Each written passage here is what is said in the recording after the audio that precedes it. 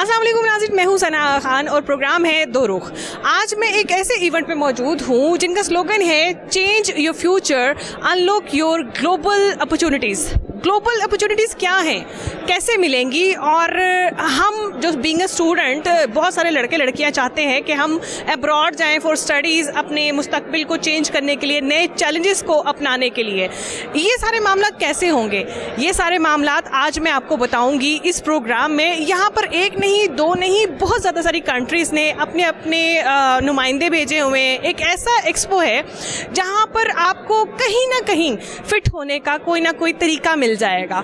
Different countries हैं, उनके different stalls हैं, और वो बताएंगे आपको कि आप बाहर जाकर किस किस्म की स्टडीज़ कर सकते हैं और आपके लिए सबसे बेहतरीन अपॉर्चुनिटी क्या है। आए मेरे साथ। जी, इस वक्त हमारे साथ मौजूद हैं फॉरेन कंसल्टेंट के CEO अकराश रऊफ साहब। उनसे हम पूछते हैं कि इतना ह्यूज एक्सपो, इतने लोगों को इकट्ठा करना और इसको मैनेज करना, इसके बिहाइंड क्या सोच थी। पहले तो मैं यहाँ पर बहुत सारे लोगों को देख रही हूँ और ऐसे लोगों को डिफरेंट कंट्रीज से आकर यहाँ पर अपना एक्सप्लेन करना हमारे स्टूडेंट्स के लिए बहुत बड़ी अपॉर्चुनिटी भी है। और इसके पीछे आइडिया क्या था? देखिए, आइडिया ये था कि एक्सपोज ये नहीं कि फर्स्ट टाइम कोई एक्सपो हुआ है, लेकिन इस एक्सपो की जो खासियत है वो ये है कि ये पाकिस्तान का सबसे बड़ा एक्सपो है इन टर्म्स ऑफ के 22 ममालिक की जो कंट्रीज़ हैं, उनके रिप्रेजेंटेटिव्स हैं, वो यहाँ पे मौजूद हैं। सो बेसिकली हम एक डाइवर्सिटी लेकर आना चाहते थे। यूजली कल्चर ये है कि 4 to 5 कंट्रीज़ को टारगेट किया जाता है जो कि बहुत पॉपुलर हैं या जो कमर्शियल एस्पेक्ट से बहुत अट्रैक्टिव हैं, बट हमने कोशिश की कि बच्चों को ट्रू गाइडेंस दी जाए और 22 ममालिक की यूनिवर्सिटीज़ को हमने for the first time under one roof यहाँ पर बच्चों के लिए फ्री एंट्रेंस हमने प्रोवाइड की है। बिल्कुल, ये अपनी नौइयत का एक अलग से और पहला एक्सपो ऐसा है जहाँ पर मतलब अगर आप एक यूनिवर्सिटी में एडजस्ट नहीं हो रहे, एक सिलेबस में एडजस्ट नहीं हो रहे, तो आपके लिए कई ज़्यादा आगे मौके हैं। देखिए, मलेशिया से लेके, दुबई से लेके, जॉर्जिया से लेके यूके, हमने हर तरह का, स्कॉटिश यूनिवर्सिटीज़ यहाँ पे हैं, हमने हर तरह की यूनिवर्सिटी को अकोमोडेट करने की कोशिश की है। और गोल सिर्फ ये है कि बच्चों को गाइडेंस मिले, और अगर वो एक कंट्री, जापान जैसी ममालिक यहाँ पे मौजूद हैं, तो अगर एक कंट्री में बच्चा मुतमईन नहीं है, एक कंट्री के लिए बच्चा सेटिस्फाई नहीं, तो उसको दूसरी कंट्री में मिल जाए। बिकॉज हर बच्चे के वेरिएबल्स डिफरेंट होते हैं, बजट डिफरेंट होता है, बच्चे की प्रेफरेंस डिफरेंट होती है। तो आई थिंक कोशिश बस यही की है कि बच्चे को कहीं और जाने की ज़रूरत ना पड़े। उसको अगर वो यहाँ पे आया है टाइम स्पेंड करके, अपनी ऑब्वियसली ट्रांसपोर्टेशन पे आया है, तो उसको फ़ायदा मिले। और पाकिस्तान में जो सबसे बड़ा प्रॉब्लम है वो ये कि करियर गाइडेंस नहीं है। तो यहाँ पे हमारी कोशिश ये है, हम ये मेक श्योर करते हैं, हमारी ये कोशिश है यहाँ पे कि हम बच्चों को ट्रू और एक ऑथेंटिक गाइडेंस दें। यहाँ पे हमारी टीम भी है, बट जो सबसे ऑथेंटिक चीज़ है वो ये है कि यहाँ पे यूनिवर्सिटी के इंटरनेशनल रिप्रेजेंटेटिव्स खुद मौजूद हैं जो कि नहीं जाते, मोस्टली वो ऑफिसेज में नहीं जाते। सो वहाँ पे अगर सब टाइम निकाल कर आए हैं, तो इंटरनेशनल यूनिवर्सिटीज़ को हमने यहाँ पे इकट्ठा किया। यहाँ पे हमने इंटरनेशनल यूनिवर्सिटीज़ को इकट्ठा किया, इसी तरह से हमने यहाँ पे लोकल यूनिवर्सिटीज़ को भी इकट्ठा किया।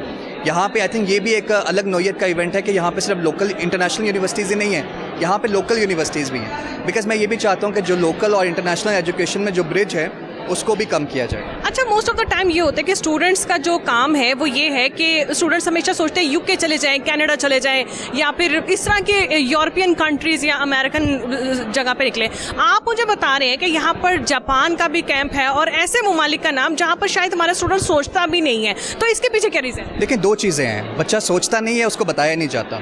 These are two different things. तो मुझे लगता है कि बच्चा तो अपॉर्चुनिटी सोचता है, उसको जब हम नहीं बताएंगे, जो एक्सपर्ट्स हैं जिनकी जिम्मेदारी है बच्चों को बताना, अगर उनको नहीं बताया जाएगा तो डेफिनेटली बच्चों को नहीं पता चलेगा। तो आई थिंक एक और भी जो मकसद है इस इवेंट का, वो अवेयरनेस फैलाना है कि ज़रूरी नहीं है आपके पास 50 लाख का बजट हो, 60 लाख का बजट हो तभी आप यूके जाएं। आप 4 लाख के बजट के साथ, आप दुबई में इंटरनेशनल यूनिवर्सिटीज़ आ गई हैं, आप 4 लाख के बजट, 5 लाख के बजट के अंदर आप दुबई जा सकते हैं और वहाँ से ट्रांसफ़र लेकर आप आगे फर्दर अपनी डिग्री को एक कम कॉस्ट में आप यूके में ट्रांसफ़र ले सकते हैं। रादर देन कि अगर आपने ब्रिटिश यूनिवर्सिटीज़ की महंगी फ़ीस नहीं देनी, आप 2 साल दुबई में पढ़ लें और आखिरी साल आप जाके यूके में कंप्लीट कर लें, डिग्री आपको सेम मिलेगी। तो आई थिंक ये अवेयरनेस नहीं है। तो कोशिश हमारी ये है कि बच्चों को, हर तरह की कम्युनिटी को हम यहाँ पे सर्व करें, ना कि सिर्फ उस एलीट को सर्व करें। जिनके पास बहुत पैसा है, जिनको फ़र्क नहीं पड़ता, बट आई थिंक हमने एक कॉमन मैन के लिए इवेंट करवाया। अच्छा, यहाँ पर भी देखते हैं कि तलब और रसद का मामला भी आ जाता है। आपने कहा कि हमने यहाँ पर हर किस्म की यूनिवर्सिटी और उनके वहाँ के जो लोग हैं उनको भी इकट्ठा किया है, तो यहाँ पर स्टूडेंट्स भी उसी भरमार से आ रहे हैं या क्या पहले आपने कोई कैंपेन चलाई हुई थी? क्योंकि मेरा नहीं ख्याल कि ऐसी कोई अपॉर्चुनिटी कोई भी स्टूडेंट मिस करेगा। देखिए, हमने इसके लिए बिल्कुल कैंपेन चलाई क्योंकि इतना बच्चा नहीं आता, और specially this time of the year जब मोस्टली यूनिवर्सिटीज़ अभी बंद हैं, ओपन हो रही हैं, तो आई थिंक इतना बच्चा नहीं आ रहा, और जो एक्सपोज हो भी रहे हैं वहाँ पे क्राउड का शिकायत आती है कि क्राउड कम है। लेकिन आई थिंक यहाँ पे जब बच्चों को हमने यूनिवर्सिटीज़ में जाके door to door, university to university जब हमने कैंपेन की और बच्चों को बताया कि अगर आप आएंगे तो आपका आना वेस्ट नहीं है, आपका फ्यूचर यहाँ पे आके बन सकता है, आपको कोई एक अच्छी एडवाइस मिल सकती है। लोग अपनी फैमिलीज़ के साथ आ रहे हैं। मेरे पास अभी डॉक्टर्स आए, उनकी पूरी फैमिली आई, उनके 2 बच्चे थे। उन्होंने कहा कि हमें आप बताएं कि वो एक और इवेंट अटेंड करने आए थे, एंड दे वर लाइक कि हमें नहीं पता कि हम इतने गैप के बाद भी स्वीडन जा सकते हैं और हम शेंजन कंट्रीज़ में जा सकते हैं, अपनी फैमिली के साथ जा सकते हैं। तो आई थिंक ये हमारी अचीवमेंट है कि हर तरह का बच्चा, इवन प्रोफेशनल्स भी आ रहे हैं, जिनके पास यहाँ पे प्रैक्टिसिंग डॉक्टर्स हैं वो भी हमारे पास आ रहे हैं। सो आई थिंक गोल अगेन यही है कि हमने सबको free of cost consultation provide करनी है। अच्छा, एक रूफ के नीचे आपको बड़ा कुछ यहाँ पर मिल रहा है, मतलब अगर कोई भी स्टूडेंट यहाँ पर एंटर हो जाए तो मेरा नहीं ख्याल कि एक यूनिवर्सिटी को छोड़ के किसी और के पास चला जाएगा। मतलब यहाँ पर तकरीबन कितने स्टॉल्स हैं और कितनी यूनिवर्सिटीज़ एक छत के नीचे अवेलेबल है? देखिए, यहाँ पे 22 ममालिक के 30+ कंट्री हेड्स मौजूद हैं। यहाँ पे हमारी अपनी टीम के 40 मेंबर्स मौजूद हैं जो ट्रेंड कंसल्टेंट्स हैं। तो यहाँ पे इस वक्त 70+ स्टाफ है इंक्लूडिंग द कंट्री हेड्स, जो कि बच्चों को टायरलेसली काम कर रहे हैं। बिकॉज हमने यहाँ पे टाइम 10 से 6 रखा था और सुबह 10 बजे से ही यहाँ पे इसी तरह का रश है। और हमें, अगर आप मुझसे पूछें तो मेरे ख्याल से कि दिस इज़ समथिंग जो मैंने कभी नहीं देखा इतना रश। बिकॉज और आई थिंक वो एक सबूत है कि बच्चे जेन्युइनली जो है वो रिस्पेक्ट करते हैं जब आप उनके लिए कुछ अच्छा करते हैं। अच्छा, यहाँ पर स्टडी वीज़ास का क्या स्कोप है? मतलब हम सारे ही जाने जाते हैं, किसी से बात कर लो तो जब भी हर बंदा कहता है हमने बाहर जाना है। स्टडी वीज़ास का क्या स्कोप? मुझे लगता है जब भी बच्चा मेरे पास आता है मैं कहता हूँ आपका मकसद क्या है। अगर तो आपका मकसद, जो आपका गोल, आपका एम रेजोनेट करता है आपके इस डिसीजन से, फिर तो आपको ज़रूर जाना चाहिए। बट अगर आपका गोल, ऑब्जेक्टिव रेजोनेट नहीं कर रहा, फिर आपको नहीं जाना चाहिए। और हाँ, जिनको जाना चाहिए उनके लिए उनको हम पूरा एक रोड मैप बना के देते हैं कि आपका बजट कितना है, आपकी कोर्स चॉइसेस क्या हैं, आप किस डिग्री में जा रहे हो, क्या आप इस ऐसे डिग्री में तो नहीं जा रहे जो इररेलेवेंट है, जो अगले कुछ सालों में ऑब्सोलीट हो जाएगी। तो आई थिंक वो बच्चों को जब आप प्रॉपर गाइडेंस देते हैं, उनको रोड मैप देते हैं, तब बच्चों को पता चलता है, उनके बहुत से मिसपरसेप्शंस चेंज होते हैं। क्योंकि पाकिस्तान में अनफॉर्चुनेटली, बेशक मेरी अपनी कम्युनिटी है, मुझे लगता है कि बच्चों को प्रॉपर गाइड नहीं किया जाता। उनको यूके भेज दिया जाता है, उन्हें कहा जाता है आप यूके जाएं, आप यूके चले जाएं, सब ठीक हो जाएगा। आई थिंक हम बच्चे को आईना भी दिखाते हैं कि अगर आप यूके जाएंगे तो इतना बजट चाहिए। और मेरी एक और भी आपके प्रोग्राम के और आपके तवज्जुह से मैं ये पैगाम देना चाहूँगा कि जो बच्चे जाते हैं अपनी डिग्रीज कंप्लीट करें। बिकॉज सबसे बड़ा मसला होता है कि मैं खुद भी इंटरनेशनल स्टूडेंट रहा हूँ, मेरा बैचलर्स यूके से है, मेरे बल्कि दो डिग्रीज यूके से हैं। तो मैंने वहाँ पे यही देखा है कि हमारे जो लोग हैं वो वहाँ पे बहुत लो लेवल जॉब कर रहे हैं, वहाँ पे टैक्सी चला रहे हैं, वहाँ पे सिक्योरिटी की जॉब्स कर रहे हैं और सारी ज़िंदगी करते रहते हैं। तो अगर आप हमारा हमसाया मुल्क देखें तो वहाँ पे आपको टॉप सर्जन्स इंडियंस मिलेंगे, आपको प्रोफेसर्स इंडियंस मिलेंगे, आपको साइंटिस्ट, क्योंकि अपनी डिग्रीज कंप्लीट करते हैं। तो मैं तो ये कहूँगा कि जाना ना जाना बहुत डिफरेंट, आप ये बच्चे के अपने ऊपर है। बट जो बच्चा जाए वो इस प्लान के साथ जाए कि वो अपनी डिग्री कंप्लीट करे। अच्छा, मुझे ये बताएं कि आप अभी बात करते हैं कि डॉक्टर्स भी आपके पास आ रहे हैं और प्रोफेशनल्स भी आपके पास आ रहे हैं। एजुकेशनल एक्सपो में मतलब मेरे जहन में जो एक रफ आइडिया था वो ये था कि स्टूडेंट्स ही आते होंगे, यूनिवर्सिटी के बच्चे ये लोग भी आपसे कंसल्ट करते हैं और वहाँ पर जाकर वो आगे फर्दर क्या कर सकते हैं? देखिए, एकेडमिक राउट तो ज़िंदगी में हमेशा रहता है। अब लेट से अगर मैं अगर अभी चाहूँ तो मैंने लॉ भी किया हुआ है, मैं अगर कोई स्पेशलाइजेशन अभी करना चाहूँ मैं कर सकता हूँ, जैसे मैं कर भी रहा हूँ। इसी तरह से कोई अगर डॉक्टर आता है, उसको लगता है कि मुझे किसी रिसर्च प्रोग्राम में जाना है, मुझे फर्दर किसी रिसर्च डिग्री में जाना है, वो जा सकता है, वो जाके अपनी रिसर्च डिग्री स्टार्ट कर सकता है। कुछ ऐसे डॉक्टर्स हमारे पास आते हैं जो कहते हैं कि अब हमने अपना कुछ बिजनेस करना है और हमने पब्लिक एडमिनिस्ट्रेशन में या पब्लिक हेल्थ में डिग्री करनी है, हमने यूके में जाके पब्लिक हेल्थ केयर लीडरशिप में कुछ जॉब फाइंड करनी है, तो हमें हेल्थ केयर लीडरशिप की डिग्री चाहिए, जो कि डेफिनेटली डॉक्टर्स जा सकते हैं। यहाँ से काफ़ी डॉक्टर्स हैं, hundreds and thousands of doctors हैं जो कि यूके में जाके medical health care, medical leadership के प्रोग्राम्स में जाते हैं। तो वहाँ पे जाके अपनी डिग्री 1 साल की कंप्लीट करके वहाँ पे जो हमारी लोकल इंडस्ट्री है यूके में, वहाँ पे काम कर सकते हैं। सो आई थिंक एक राउट फाइंड करना बहुत ज़रूरी है और वो एक अच्छा कंसल्टेंट ही आपको बता सकता है कि आप कैसे एक लीगल राउट के ज़रिए आप जा सकते हैं। और एक और भी चीज़ है, हमारे पास गुजरात से बहुत बच्चे आए, मंडी से बच्चे आए, वहाँ पे रुझान है डंकी का, वहाँ पे रुझान है इलीगल लोग जाते हैं। आई थिंक उन बच्चों के लिए भी हम उनको भी डिस्करेज करते हैं कि जब आपके पास इतने सस्ते रिलायबल ऑप्शंस मौजूद हैं तो आप 30 लाख रुपए दे के 40 लाख रुपए दे के आप डंकी में क्यों जाते हैं? बिकॉज ये आप ज़रूर देखिएगा कि जो डंकी भी करता है ना वो फ्री में नहीं करता, वो भी 30 लाख, वो ज़्यादा पैसे लेते हैं, वो ज़्यादा पैसे लेते हैं, वो भी 30 लाख 40 लाख दे के अपनी जान जोखिम में डाल के कश्ती में जा रहा होता है और उसमें चांसेस ऑफ सर्वाइवल आपको पता है। एक बड़ा वाक़या होता है, फिर गवर्नमेंट एक्शन में आ जाती है, फिर एक वाक़े का इंतज़ार किया जाता है। तो आई थिंक उन बच्चों के लिए भी है कि आप अगर इतना बजट है आपके पास, 30 लाख हैं 40 लाख है, डिग्री क्यों नहीं कंप्लीट करते? सो मेरा मोटो मिशन एक ही है, डिग्री फॉर एवरीवन। सर आपने बड़ी बात की, डंकी वाले मैंने 3-4 प्रोग्राम किए। शादू वेला एक बहुत ही वेल नोन पर्सनालिटी भी है टिकटॉक के ऊपर और सारा कुछ, उन्होंने अपनी स्टोरी बताते हुए मुझे बताया कि मैं डंकी लगा के गया था और इतने पैसे दे कर गया था। आपने मेरे चैनल के बिहाफ पे और अपने बिहाफ पे, क्योंकि आपने यहाँ पर एक ऐसा अपॉर्चुनिटी कायम कर दी, यहाँ पर एक समझे कि एक मिसाल बन गई है कि कोई भी किसी भी बजट के अंदर, जिसका जो भी बजट है वो उसके बाद जा सकता है। अपने जो स्टूडेंट्स हैं जो बाहर जाने के लिए क्रेजी हुए हुए हैं, उनको क्या पैगाम? देखिए मेरा सिर्फ एक ही पैगाम है कि डिग्री करें। देखिए डंकी आप लगा के चले भी जाएंगे, आप इतना पैसा ज़ाया भी कर देंगे, आपके हाथ में कुछ नहीं है, आपके पास प्रोफेशनल डिग्री नहीं है। प्रोफेशनल डिग्री के बगैर आप लेबरर ही हैं, आप मजदूर ही हैं। वो मजदूरी आप अपने मुल्क में भी कर सकते हैं, बाहर शायद पैसे थोड़े ज़्यादा मिल जाएं, बट अगेन आप वैल्यू एडिशन क्या कर रहे हैं? क्या जब आप बैठते हैं आप बात कर सकते हैं? क्या जब आपके 2-4 लोगों में, एजुकेटेड लोगों में अपना पॉइंट ऑफ व्यू दे सकते हैं? आई थिंक एजुकेशन बहुत ज़रूरी है। स्किल एजुकेशन की आपको पता है बहस चलती रहती है, बहुत से लोग शायद एतराज़ भी करें कि नहीं स्किल होता है इंपॉर्टेंट, डिग्री इंपॉर्टेंट नहीं होती। देखिए स्किल की तो बहस ही नहीं है, स्किल तो इम्पॉर्टेंट है, बट जो तालीम है वो आपको शऊर देती है। अच्छा सर, मैंने यहाँ पर देखा कि छोटे छोटे बच्चे भी आ रहे हैं। कितनी एज मिनिमम रिक्वायर्ड है किसी भी बच्चे को स्टडी वीज़ा के लिए बाहर? देखिए 16 साल की अगर किसी बच्चे ने मैट्रिक किया हुआ है या ओ लेवल्स किया हुआ है, वो बच्चा 16 साल की उम्र के बाद वो उसके लिए फॉरेन स्टडीज़ का मौका मौजूद होता है। बट मैंने एक और चीज़ की, मैंने कहा जो छोटे बच्चे हैं ना ग्रेड 8 के 7 के, वो भी आएँ। उन्होंने बाहर तो नहीं जाना अभी, लेकिन उनको हम करियर काउंसलिंग तो दे सकते हैं ना। तो करियर काउंसलिंग बहुत जेनेरिक चीज़ है। अब एक बच्चा आता है वो 6-7 ग्रेड में, वो मुझे कहता है कि मुझे मैट्रिक में क्या पढ़ना चाहिए, मुझे कौन से सब्जेक्ट्स या ओ लेवल्स में कौन से सब्जेक्ट्स लेने चाहिए, मुझे ए लेवल्स में कौन से सब्जेक्ट्स लेने चाहिए। अभी उसका बाहर का प्लान नहीं है, हम उनके लिए भी अवेलेबल हैं। क्योंकि पॉइंट इस कि अगर हम एक मिशन पे हैं कि हमने बच्चों को गाइड करना है, तो मैं सिर्फ बाहर जाने वाले बच्चों को तो गाइड नहीं करूँगा कि जो मुझे पैसे दे रहे हैं। मैं कहूँगा कि मेरी गाइडेंस सबके लिए अवेलेबल है, ठीक है। मतलब अगर मैंने, क्योंकि मेरा ग्रेड 8 तक मैंने मैट्रिक सिस्टम में पढ़ा, फिर मैंने ओ लेवल्स किया, फिर मैं बाहर गया, अपनी 2 डिग्रीज कंप्लीट की, अभी भी मैं LLM कर रहा हूँ पाकिस्तान से, यूनिवर्सिटी ऑफ लंदन का। तो अगर मैंने कोई एक्सपीरियंस हासिल किया है, तो अगर मेरे पास एक बच्चा है आता है, तो डेफिनेटली मैं कोशिश करूँगा कि उसको मैं वो नॉलेज ट्रांसफ़र करूँ। तो आई थिंक जितने भी पढ़े लिखे लोग हैं पाकिस्तान में, मुझे लगता है कि उनको अपना रोल प्ले करना चाहिए। क्योंकि हम जब कहते हैं कि जी एक फास्ट प्लेयर, मैं छोटी सी आपको एग्जांपल देता हूँ, क्योंकि हम क्रिकेट ओरिएंटेड अवाम है ना, कि एक फास्ट बॉलर है, लोग वसीम अकरम को बहुत क्रिटिसाइज़ करते हैं कि जी आप इतने बड़े बॉलर बन गए, दूसरा वसीम अकरम क्यों नहीं बना? तो आप पाकिस्तान में टाइम स्पेंड करें, अपने बच्चों पे काम करें। तो आई थिंक इसी तरह से हर स्किल में, हर फील्ड में जो लोग कामयाब हैं, आई थिंक उन सब का फ़र्ज़ है कि अपनी यूथ को एजुकेट करें, अपने बच्चों को एजुकेट करें, और जो बच्चे अभी 10 साल के हैं, 11 साल के हैं, उनको अभी से एजुकेट करें।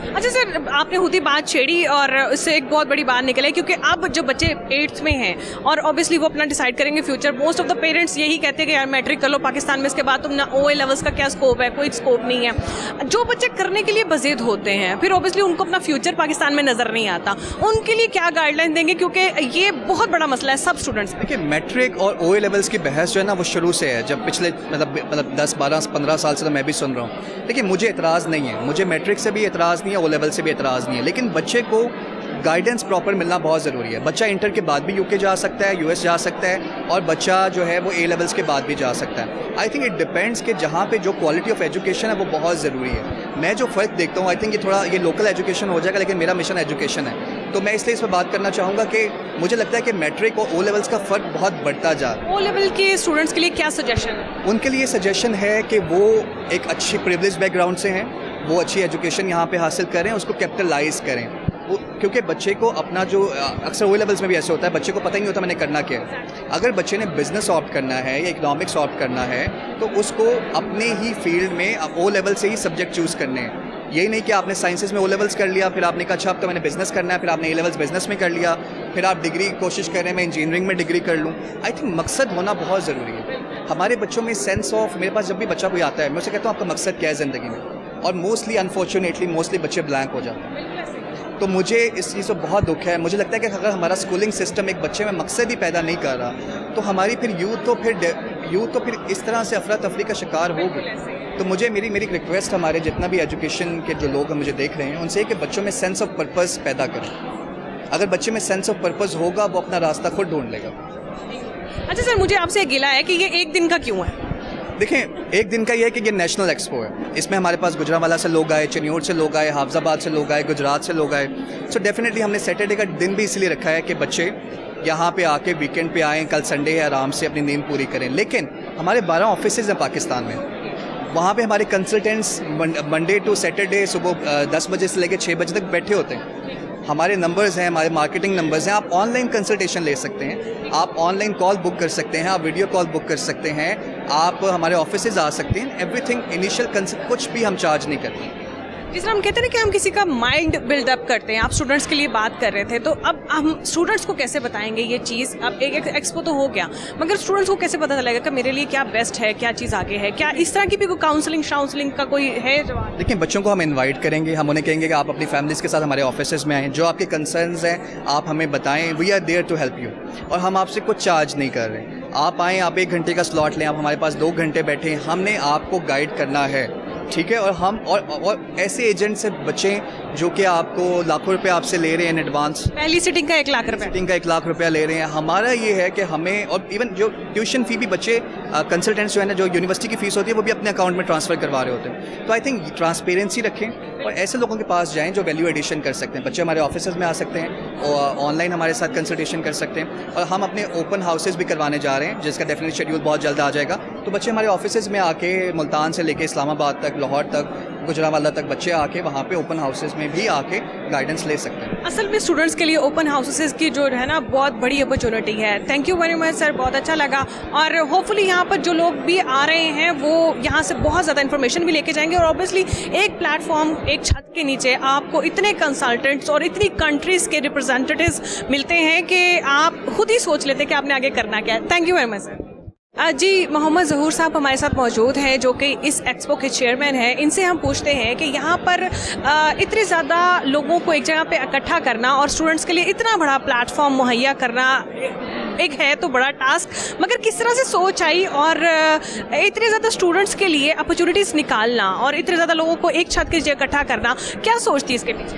बस हम चाह रहे थे कि हमारे जैसे मुल्क के हालात हैं तो बच्चे मकसद है बाहर जाना चाहते हैं, लेकिन इनको एक प्रॉपर जो है ना वो प्लेटफॉर्म दिया जाए। अल्हम्दुलिल्लाह फ़ौरन है 600 कंट्रीज़ के साथ इन्होंने पाकिस्तान की सबसे बड़ी एक्सपो की है और माशाल्लाह आज हज़ारों की तादाद में जो स्टूडेंट्स हैं वो हमारे आए हैं यहाँ पे। हम इन बच्चों के लिए बहुत बड़ी बड़ी 5-5, 6-6, 7-7 हज़ार पाउंड की, 10-10 हज़ार डॉलर की हम इनके लिए स्कॉलरशिप्स लेके आए हैं ताकि बच्चों को पता हो।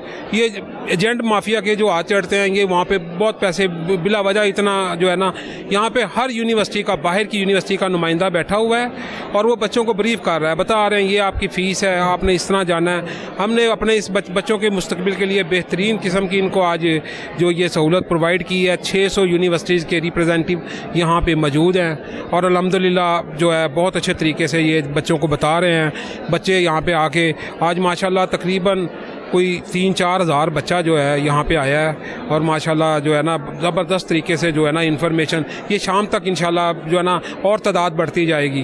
तो बहुत अच्छा लगा यहाँ पे माशाल्लाह, बहुत लोगों ने जो है ना अच्छा रिस्पांस दिया फ़ौरन। अच्छा सर, यहाँ पर बहुत ज़्यादा सारे स्टूडेंट्स भी आ रहे हैं, क्या रजिस्ट्रेशंस भी हो रही हैं साथ साथ? जी बिल्कुल, यहाँ रजिस्ट्रेशंस भी हो रही हैं, बच्चे अपना फॉर्म खुद ले रहे हैं, लाइन में लग के ले रहे हैं। मैं जब सुबह 10 बजे, 10:15 बजे यहाँ आया, तकरीबन 300-400 बच्चा लाइन में लगा हुआ था और बच्चे लाइन में लग के जो है ना माशाल्लाह वो ले रहे हैं। आप देखें जितने भी डेस्क हैं कोई खाली नहीं है और सुबह से लेके अब तकरीबन 3 बज रहे हैं, तो माशाल्लाह इसी तरह जो है ना जो है गैदरिंग है, इस तरह रश है, लोगों को राइट इन्फॉर्मेशन मिल रही है और इंशाल्लाह अल्लाह की रहमत से ये इसी तरह ये बच्चे माशाल्लाह जो है ना बड़े अच्छे तरीके से स्मूथली अच्छी यूनिवर्सिटीज़ में जाएंगे। ये हमारे पाकिस्तान पाकिस्तान का फ्यूचर हैं और अल्लाह की रहमत जब ये वहाँ जाएंगे तो जब इनको अच्छे तरीके से भेजेंगे ये लोग हमें दुआएं देंगे इंशाल्लाह। क्या सोचते हैं इन फ्यूचर इन बच्चों के लिए? एक एक्सपो जो है वो यहाँ पर इंफॉर्मेशन तो मिल जाएगी, मगर इससे आगे बच्चों के मुस्तकबिल के लिए क्या सोच है? जी बच्चे माशाल्लाह देखें, मैं एक बात ये बता देना चाहता हूँ, बच्चों का मुस्तकबिल उसमें है जब जो बच्चा जाके अपनी डिग्री कंप्लीट करेगा। जो बच्चा सिर्फ जाने का रूट रखेगा कि मैंने जाना और कुछ नहीं करना, वो बच्चा परेशान होगा, उसमें उनके पेरेंट्स भी परेशान होंगे और मकसद है उसमें उनको कोई फायदा। जो बच्चा वहाँ जाके अपनी डिग्री कंप्लीट करेगा, आफ्टर कंप्लीशन डिग्री वो बच्चा मकसद है उनको वहाँ पे फिर ऑफ़र्स होंगी कि आप हमारे पास आएँ, रुकें, आप हमारे पास जो है ना आपको बड़ी अच्छी सैलरीज़ मिलेंगी। वैसे वहाँ पे क्या लेबर जॉब है, तो यहाँ पे अगर वो वापस हमारे मुल्क में आते हैं, यहाँ पे आके वो देखें यहाँ पे माशाल्लाह उनकी बड़ी अच्छी सैलरीज़, बड़ा अच्छा बिज़नेस कर सकते हैं, वो दुनिया से सीख के आते हैं, तो बड़ा अच्छा ये है कि बच्चे वहाँ पे जा रहे हैं। जी thank you very much sir. अच्छा, इस एक्सपो का सबसे मेन मकसद जो मुझे नज़र आया है वो ये है कि यहाँ पर बच्चे, ख़ास तौर पर जो लोग ये सोचते हैं कि हम बाहर जाकर छोटी मोटी नौकरी कर लें, इस एक्सपो का मकसद ये है कि यूनिवर्सिटीज़ में एडमिशन लें और अपनी एजुकेशन कंप्लीट करें, जो कि एक बहुत बड़ी अपॉर्चुनिटीज़ है हमारे पाकिस्तानी बच्चों के लिए। इसके अलावा और यहाँ पर बहुत सारे कैंप्स लगे हुए हैं, बहुत सारे स्टॉल्स हैं और बहुत सारे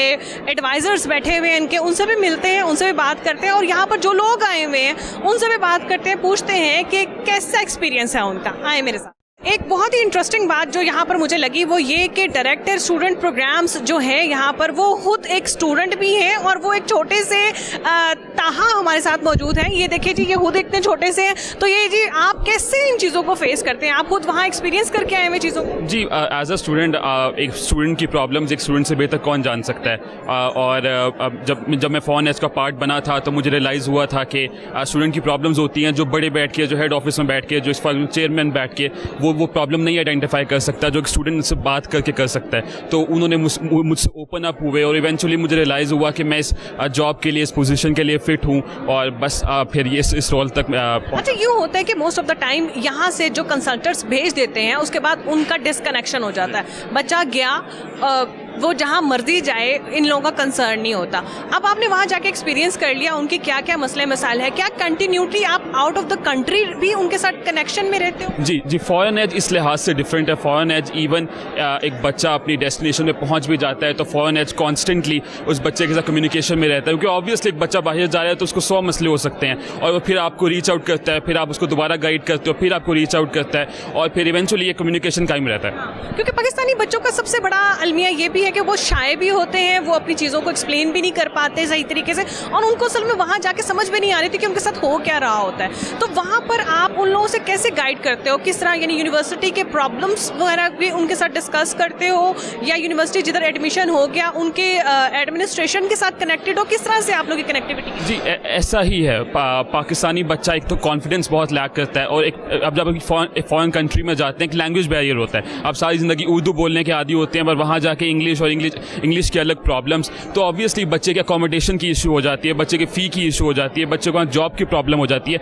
तो हर प्रॉब्लम के लिहाज से उसका डिफरेंट सॉल्यूशन होता है। मोस्टली जिस यूनिवर्सिटी में अब बच्चा जाता है आप उसकी मैनेजमेंट के साथ, एडमिनिस्ट्रेशन के साथ कॉन्स्टेंट कॉन्टैक्ट में रहते हो। बच्चा कोई प्रॉब्लम फेस करता है तो अब ऑब्वियसली उस मैनेजमेंट से आप बेसिकली कॉन्टैक्ट कायम करते हो, फिर उसके थ्रू आप प्रॉब्लम से डील करते हो। अच्छा, कभी ऐसा हुआ है कि कोई आपके पास आया हो तो वो कह रहा हो कि चलो जी किसी जो एडमिनिस्ट्रेशन है उसको भेजो, आप कहाँ बैठे हुए चेयर के ऊपर, उठो यहाँ से और जाके हमें समझाओ? क्योंकि ऑब्वियसली हमारे यहाँ उम्र के साथ लगता है लोगों को तजर्बा आता है और या दाढ़ी रख के या अपने आप पर थोड़ा सा मिच्योरनेस दिखा के, तो यूँ कभी फेस किया आपने? जी, होता है फर्स्ट साइड पे वो आपको सीरियस नहीं लेते, बट जब आप बात करना शुरू करते हो, जब आप बताते हो कि भाई आप इस पोजीशन पे कई सालों से हो, आप कई सालों से बच्चों की जो ग्रीवियंसेस हैं, जो प्रॉब्लम्स हैं उनसे डील कर रहे हो, तो ऑब्वियसली वो ट्रस्ट आहिस्ता आहिस्ता पैदा हो जाता है। अच्छा, सबसे ज़्यादा इशू हमारे स्टूडेंट्स को बाहर जाकर क्या आता है?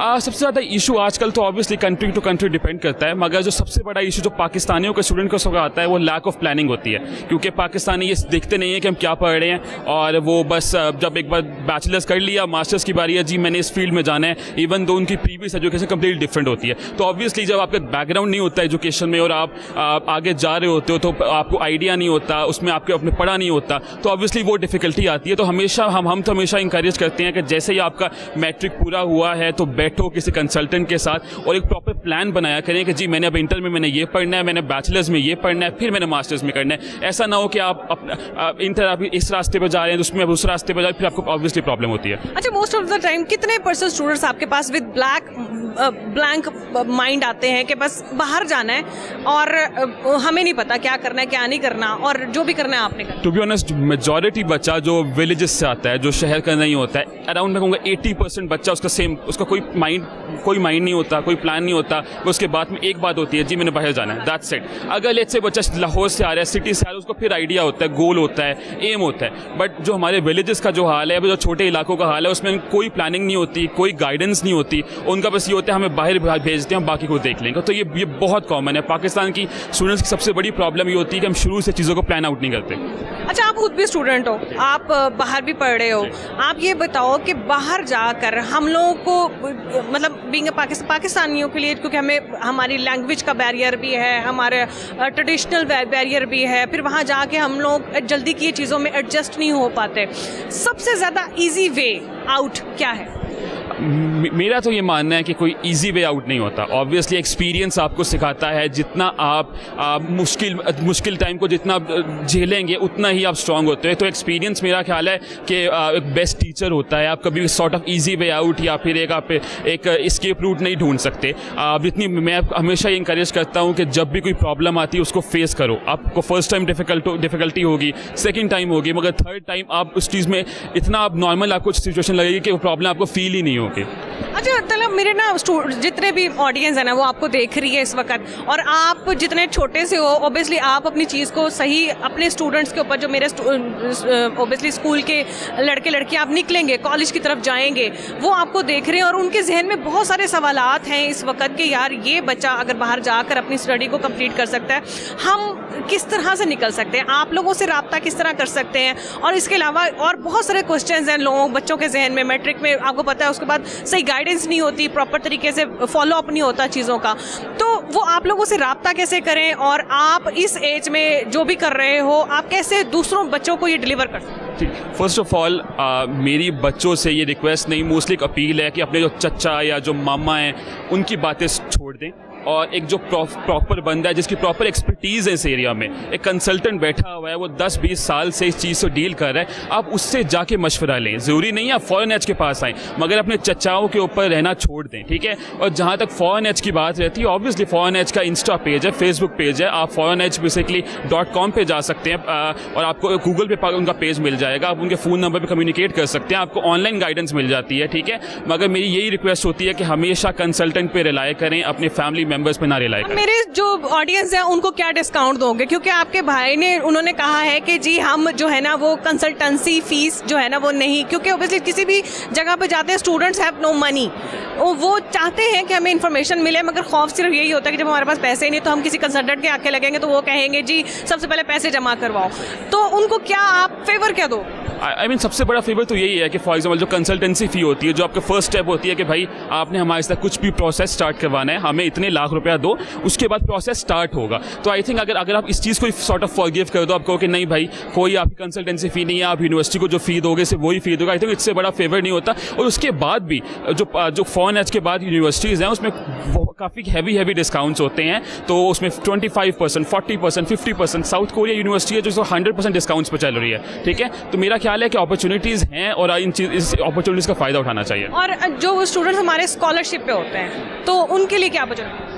बजट उनका यही होता है कि मोस्टली आप फॉर एग्जाम्पल क्राइटेरिया डिफिकल्ट होता है, ऑब्वियसली ऐसा नहीं होता कि हर बंदा आपको एक सॉर्ट ऑफ स्कॉलरशिप 100% मिल जाती है, मगर अगेन अगर आपकी प्रोफाइल स्ट्रांग होती है, अगर आपके ओवरऑल ग्रेड्स अच्छे हैं और आप कोई पोजीशन होल्डर थे या फिर आपने कोई एक्स्ट्रा करिकुलर एक्टिविटीज़ में पार्ट लिया हुआ है, तो ऑब्वियसली यूनिवर्सिटीज़ आपको फेवर करती हैं, यूनिवर्सिटी स्कॉलरशिप उसी बच्चे को ऑफर करती है, उसको लगता है कि यार ये डिजर्व करता है। तो अगर ऑब्वियसली आपके ग्रेड्स वगैरह आपको लगता है बेहतर है तो फॉरेन एज से लाजमी रब्ता करें।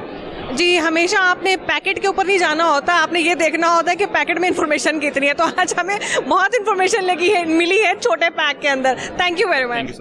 जी, इस वक्त नदीम गोंदल साहब हमारे साथ मौजूद हैं जो कि पिंडी भटिया ब्रांच से हैं। एक ऐसा बैकवर्ड एरिया है जहाँ से मेरा ख्याल से बहुत सारे स्टूडेंट्स जो है ना वो इस तरह के छोटे इलाकों से दौड़ते हैं बाहर की तरफ निकलते हैं। अस्सलाम वालेकुम। जी वालेकुम। अच्छा सर, कैसा एक्सपीरियंस है यहाँ पर इस एक्सपो में? कितने स्टूडेंट्स जो है ना इस तरह के इलाकों से यहाँ पर आए हैं? ना इधर बहुत ज़्यादा स्टूडेंट्स आए हैं और सबसे बड़ा फ़ायदा ये हुआ है कि उनको ये मौका मिला है, क्योंकि आपको पता है कि पिंडी पटियाँ एक बैकवर्ड एरिया है, लेकिन आज उनका एक्सपोजर हो गया, उनको पता चला है कि हमारे पास ये भी ऑप्शन एक है कि एक अच्छा कंट्री भी हम जा सकते हैं। और उसका सबसे बड़ा ये फ़ायदा होगा कि वो और लोगों को भी कन्विंस करेंगे कि हमारे पास अपॉर्चुनिटीज़ है। हमारा ब्रांच खोलने का भी उधर यही था कि पिंडी पटियाँ जैसे इलाके से भी लोग आगे जाएं और तरक्की करें।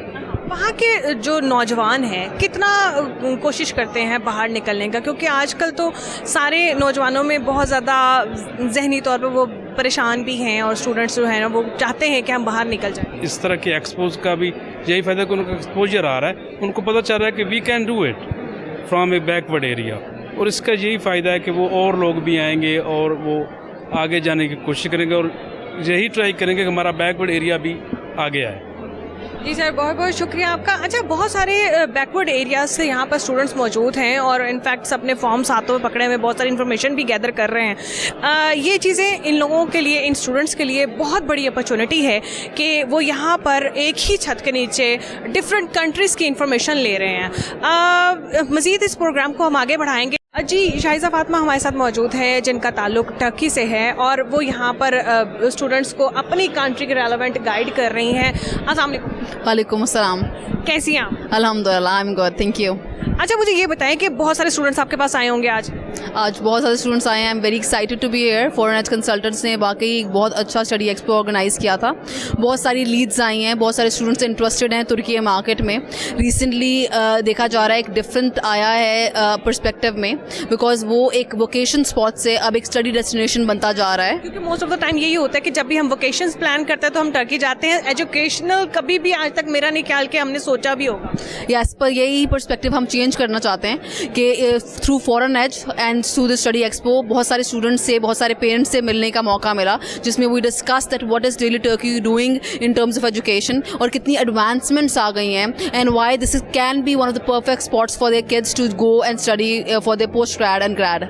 अच्छा, आप किसी भी कंट्री में जाती हो तो आप ऑब्वियसली एक स्ट्रेटजी बनाती होगी उस कंट्री के लोगों को देख के, मद्देनजर रख के। यहाँ पर आप क्या ऑफर लेके आए? Look, first of all, Turkey, you know, whenever I go to Turkey and I say, yes, I'm from Pakistan, they say, Pakistan, Turkey, dost. I mean, the respect, the warmth, the love I receive from the people of Turkey, it's amazing. So when we do that, no one is going to come to your face and say, go back to your country. They're going to respect you and love you and embrace you with their warmth.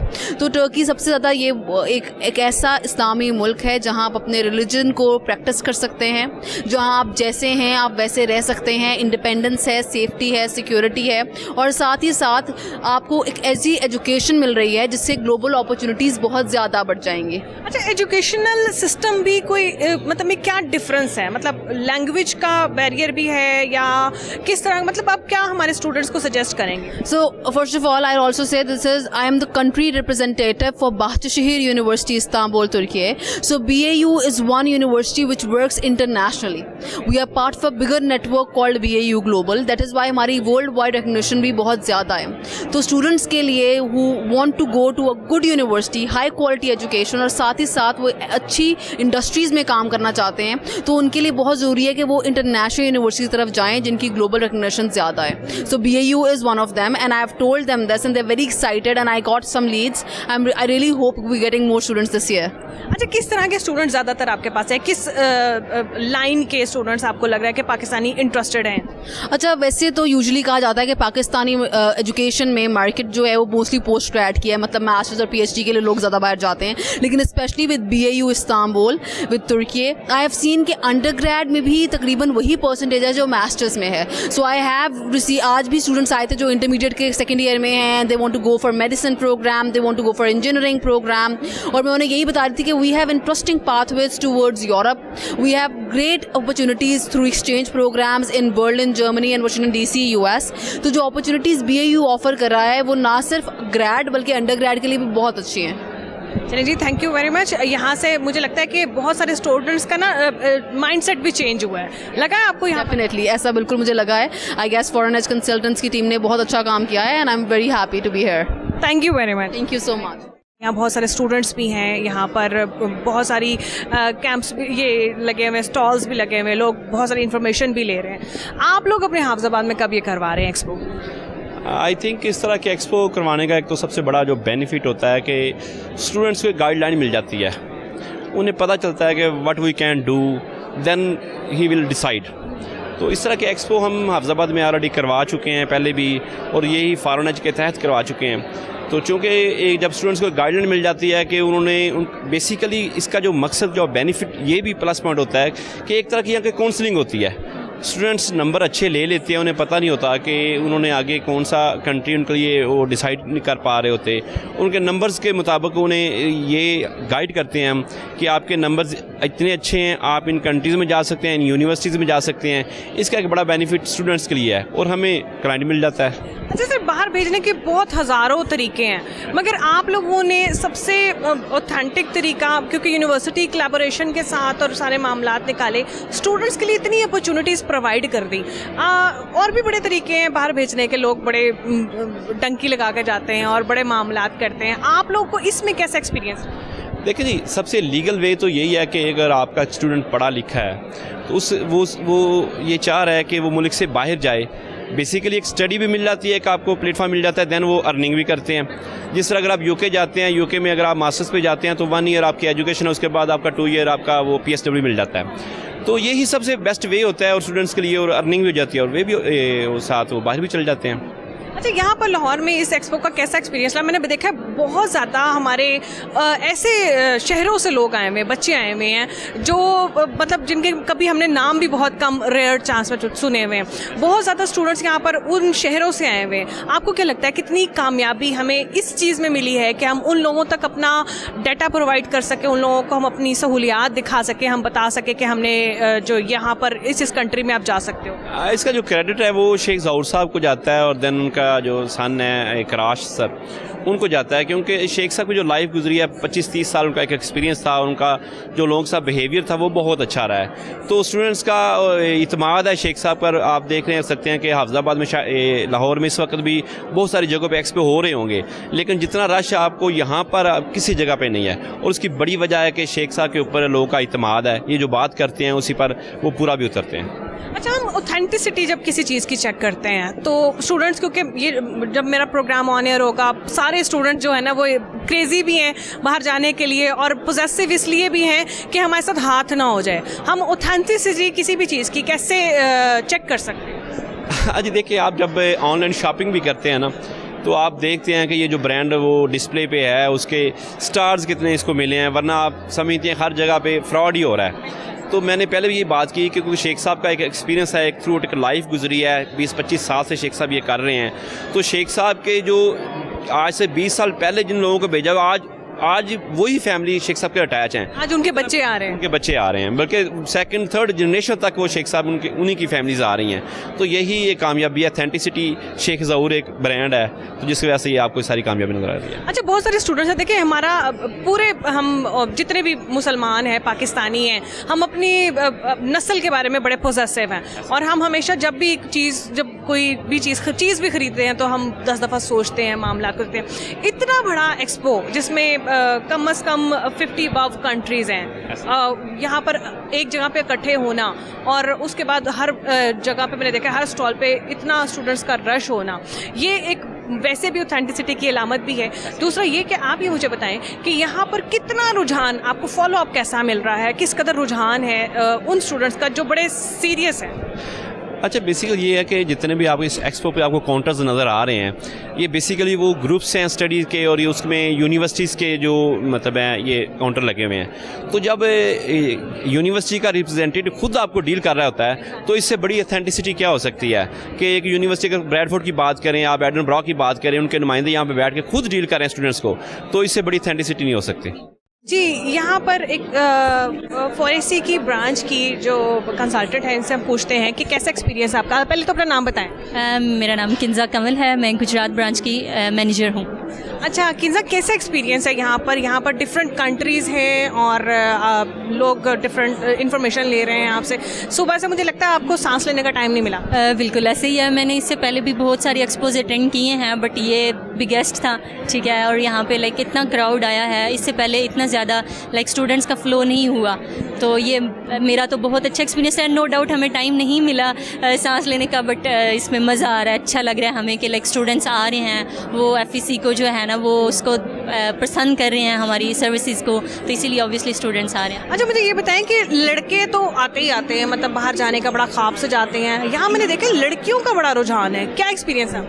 अच्छा जैसे अब आपको देखें, even आप universities में देखें, colleges में देखें, अब ये सीन हो गया कि बॉयज़ की कंपैरिजन में गर्ल्स की स्ट्रेंथ ज़्यादा हो रही है, तो इसी वजह से सेम आगे जा रहे हैं। तो इंटरनेशनल जो जा रहे हैं स्टडी अब्रॉड के लिए भी फीमेल का भी अब इसमें काफ़ी ज़्यादा इंटरेस्ट आ रहा है, लाइक इसकी तरफ रुझान आ रहा है, और ये एक बड़ा पॉजिटिव इम्पैक्ट है। इवन हमारे पाकिस्तान की कंट्री में अगर ये अप्रोच आ रही है लोगों की कि वो अपनी फ़ीमेल्स को भी, अपनी बच्चियों को भी बाहर स्टडी के लिए भेज रहे हैं, ये तो एक बहुत अच्छा, एक बहुत प्लस पॉइंट है ना, एक बड़ी अच्छी इंप्रूवमेंट है ये तो हमारी कंट्री। अच्छा लोग सिर्फ विजिट ही करके जा रहे हैं या फिर कोई क्यूरीज भी आई हैं आपके पास, कोई बुकिंग शॉपिंग भी हुई है? अच्छा काफ़ी सारी क्यूरीज अब हमारे पास आ रही हैं। अब इंशाल्लाह एक्सपो के बाद दोबारा स्टूडेंट्स से हम कांटेक्ट करेंगे, तो फिर अभी जनरली मोस्टली यहाँ पे जो स्टूडेंट्स आते हैं वो तो उनका पर्पज़ ये होता है कि इन्फॉर्मेशन वगैरह ले लें, उनको आइडिया हो जाता है कि क्या रिक्वायरमेंट्स क्या हैं, क्या तरीक़ाकार क्या होगा सारा, तो उसके बाद ऑब्वियसली फिर स्टूडेंट इंशाल्लाह आएंगे कन्वर्जेंस पे भी। यहाँ पर हमारे साथ एक बाहर जाने की ख्वाहिशमंद लड़की मौजूद है और पूछते हैं इनसे कि कैसा एक्सपीरियंस है। अस्सलाम वालेकुम। वालेकुम अस्सलाम। क्या नाम है आपका? नूर फातिमा। अच्छा नूर फातिमा, यहाँ पर बहुत सारे स्टूडेंट्स हैं, आप भी उनमें से एक हो, कैसा एक्सपीरियंस है? अच्छा एक्सपीरियंस है, डाइवर्सिटी है, डिफरेंट यूनिवर्सिटीज़ आई हुई हैं, तो अच्छा लग रहा है सबसे बात करके। लड़कियों में मैंने देखा लड़कियां बहुत ज़्यादा सारी हैं यहाँ पर, तो एजुकेशन जब यहाँ पर हम पाकिस्तान में ले रहे होते हैं तो बहुत सारे मसले मसाइल होते हैं, तो जो कंट्री मुल्क छोड़कर बाहर जाना चाह रही है, जिस तरह आपने यहाँ पर आकर बहुत सारे स्टॉल्स को विज़िट किया होगा, कैसा एक्सपीरियंस है यहाँ पर? क्या लड़कियाँ बहुत ज़्यादा बाहर जाना चाह रही हैं? जी हाँ, क्योंकि अब सब लड़कियों का ज़्यादा रुझान है कि वो ज़्यादा एजुकेशन लें, ज़्यादा अपने आप को इंडिपेंडेंट बनाएं, तो वो सारी अपॉर्चुनिटीज़ को मतलब देख रही हैं। कि आपको क्या समझ आई है, किस कंट्री के बारे में आपने इन्फॉर्मेशन? मैंने सारी कंट्रीज़ के बारे में इंफॉर्मेशन लिया, अभी मेरी डिग्री चल रही है, लेकिन मैं इंफॉर्मेशन ले रही हूँ कि आगे अगर कोई अपॉर्चुनिटी मिली तो मैं उसे अवेल कर लूँ। अभी आप क्या कर रही हो? अभी मैं सॉफ्टवेयर इंजीनियरिंग कर रही हूँ। तो इससे आगे फर्दर आप चाहती हो बाहर जाके स्टडीज़ करो? जी, या तो मैं जॉब करूँगी बाहर जाके या फिर मैं मास्टर्स के लिए देखूँगी। तो आपको लग रहा है कि ये आपके लिए बहुत अच्छे प्लान्स हैं इनके पास? जी बिल्कुल, हर कंट्री की मतलब यहाँ पे आप कंसंट्रेशन मिल रही है, यूनिवर्सिटी आई हुई है तो अच्छी है, जो आपको ज़्यादा आपके लिए सूटेबल हो आप उसे अवेल कर सकते हैं।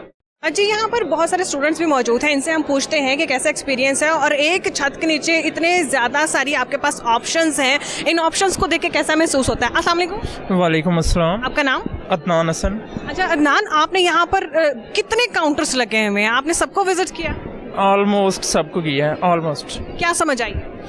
हम बेसिकली इसमें हमें बहुत ज़्यादा इन्फॉर्मेशन मिली है, जैसे यूके के लिए, यूएसए के लिए, या शेंजन कंट्रीज़ जो जितनी भी यूरोप की हैं, तो हमें पहले चीज़ों का इतना नहीं एक्सपोजर था, लेकिन ये एक जिन्होंने भी ऑर्गेनाइज़ किया है बहुत अच्छा किया है, और हमें एक छत के नीचे इतनी ज़्यादा इन्फॉर्मेशन और इस तरह प्रोवाइड करना, ये बहुत ही अच्छा कदम है, तो हमने बहुत सी चीज़ें सीखी हैं इससे। लो जी, बच्चे तो यहाँ पर बहुत खुश हैं, स्टूडेंट्स कह रहे हैं यहाँ पर एक नहीं दो नहीं कितनी कंट्रीज़ हैं, आपने कितनी कंट्रीज़ को विजिट किया? जी वालेकुम सलाम। मैंने बेसिकली यूएस और यूके के लिए इन्फॉर्मेशन लेनी थी, मैं एक लॉ ग्रेजुएट हूँ और मुझे एलएलएम के लिए नेक्स्ट यूके में परस्यू करना था, तो मैंने यूके के लिए भी इन्फॉर्मेशन ली है। डिफरेंट यूनिवर्सिटीज़ हैं जो एलएलएम के कोर्सेज ऑफ़र कर रही हैं, और उसके बाद मैंने यूएस के लिए भी इन्फॉर्मेशन ली है, तो बहुत अच्छा एक किस्म का ये सेटअप था जिसमें हमें एक छत के नीचे काफ़ी ज़्यादा कंट्रीज़ की जो है वो इन्फॉर्मेशन मिल गई है, और इंशाल्लाह हम जो है उसको जो हमें फिजिबल महसूस हुआ उस पर हम अप्लाई करेंगे। जी अभी आप क्या कर रहे हो? अभी मैं लॉ कर रहा हूँ, मेरे आखिरी सेमेस्टर चल रहे हैं, तो मैं एलएलएम के लिए नेक्स्ट यूके या यूएस परस्यू करूँगा। अच्छा, ज़्यादातर हमारे स्टूडेंट्स करते हैं शेंगेन के लिए करते हैं, यूके के लिए निकलते हैं, यहाँ पर आके मैंने देखा है चाइना भी है और टर्की भी है, डिफरेंट और भी कंट्रीज़ हैं, उनकी इन्फॉर्मेशन मिली? नहीं, ऐसा मैं उनकी इन्फॉर्मेशन नहीं ली, लेकिन इधर जैसे आपने बताया ना कि मतलब कि रूटीन से हट के जापान भी है और साउथ कोरिया भी है, उसके बाद मैं सोच रहा पता नॉर्थ भी ना लेके आ जाएं, क्योंकि इतनी ज़्यादा कंट्रीज़ जो है ना वो डील कर रहे हैं, तो इधर मतलब कि काफ़ी ज़्यादा इन्फॉर्मेशन दे रहे हैं। आपने मतलब कि इधर ठीक ऑब्जर्व किया जो भी चीज़ें इस तरह। लेकिन यहाँ से निकल के आप और भी लोगों को गाइड करेंगे, स्टूडेंट्स ऑब्वियसली आपसे पूछेंगे आप उस एक्सपो में गए थे, क्या सीख के आए हो, क्या था वहाँ पर? जी ज़रूर, मैं खुद एक स्टूडेंट हूँ यूनिवर्सिटी का, तो मैं अपने जूनियर को या जो सीनियर हमारे इस तरह के चीज़ों में हैं तो उनको ज़रूर हम गाइड करेंगे कि आप ज़रूर विज़िट करें और जहाँ एक अच्छा एक्सपीरियंस मिलेगा। जी, यहाँ पर स्टूडेंट्स बहुत खुश हैं और स्टूडेंट्स चाहते हैं कि हमें एक ही प्लेटफॉर्म में जैसे ही हम अपना एजुकेशनल सिस्टम किसी भी इंस्टीट्यूट से मुकम्मल करें तो साथ ही हम जो है ना बाहर की तरफ फ्लाई करें। ये अपॉर्चुनिटी थोड़ी सी मुश्किल भी होती है, मगर यहाँ इस एक्सपो में ये चीज़ें बहुत आसान लगती है, क्योंकि एक नहीं दो नहीं कितनी कंट्रीज़ के यहाँ पर स्टॉल हैं और बहुत सारी इन्फॉर्मेशन है। एक ही छत के नीचे स्टूडेंट्स एक चीज़ लेने के लिए आते हैं, एक जगह का वीज़ा लेने के लिए आते हैं, मगर जब यहाँ पर बहुत ज़्यादा सारी अपॉर्चुनिटीज़ मिलते हैं तो फिर at the end of the day उनको बहुत सारी अपॉर्चुनिटीज़ नज़र आ जाती है जो कि उनके लिए हेल्दी भी है। ये प्रोग्राम जो है ये बहुत ही ज़्यादा स्टूडेंट्स के लिए हमारे अवेयरनेस क्रिएट करेगा और शायद मे बी ये हेल्प करे उन तमाम बच्चों को भी जो घर बैठ के सिर्फ अभी सोच रहे हैं निकले बाहर और अपनी राहें निकालें, सिर्फ इस मुल्क में नहीं बाहर के मुल्क निकलें और बाहर के मुल्क निकल के पाकिस्तान का नाम रोशन करें। इसके साथ ही मुझे सना को दे इजाज़त, फिर मिलेंगे अगले प्रोग्राम में, तब तक के लिए अल्लाह हाफ़िज़।